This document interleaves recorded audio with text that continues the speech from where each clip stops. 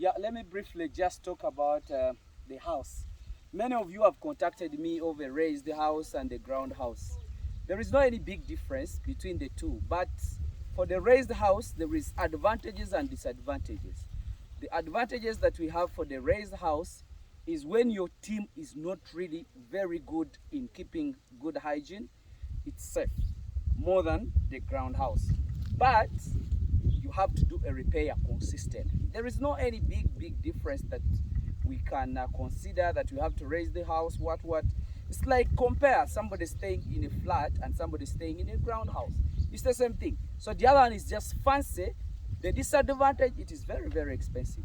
But let me show you a ground house because for me, it doesn't have issues. As long as they can spray, it doesn't have issues at any point. So I want you to come in and then you show them how the portions or the places of a good structure. So this is the entry. The entry is always at the corner just because it is very strategic. Animals love to enter at the end of the house. So it is supposed to be at one angle of the house.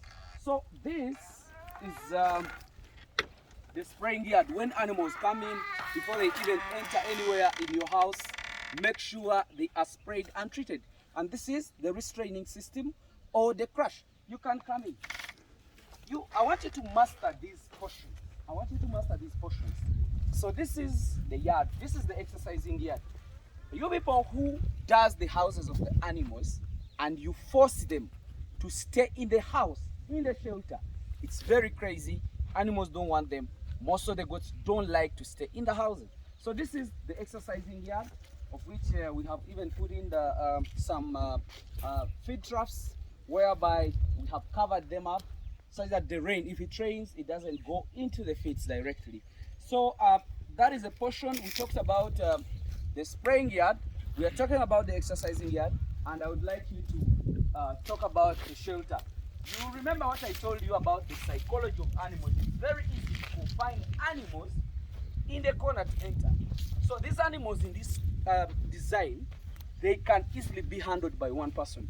But the moment you put the entry in the middle, you have to have many people to help you enter the animals. But this is very simple. It is at the corner of the house. So this is the entry of the structure, which is what we call the shelter. So in the shelter itself, we check on the angle of the shelter, whereby the rain here, the rain comes from the other side and this way. So the wind blows from the other side and the rain blows from the other side. So it is hard for the rain to come from this side. So that means that's why we selected to put the kids' pen just in the middle here, or at the corner where the rain doesn't come from. So it comes from the other side. Even if it blows, it can never enter in the kids' pen. So the kids' pen is supposed to be raised, and the whole house is supposed to be on ground. You people always tell me that I cemented my houses. I don't cement my houses. You see what is down here? If the animals come, they will stay in. This place will get used, so we shall not have issues with this.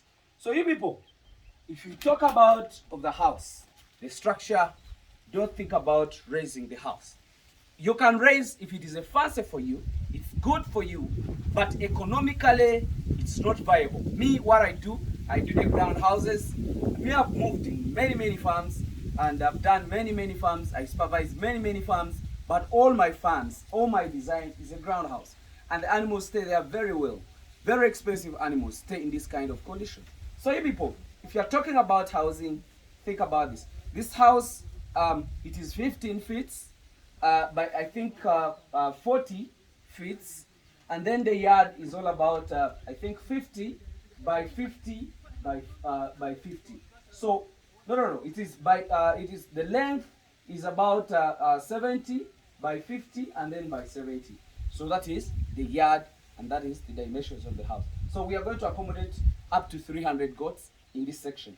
Simple the way you see it. It's very simple, it's very aerated and everything. So you people stop putting the structures of the houses, you lock even the sides.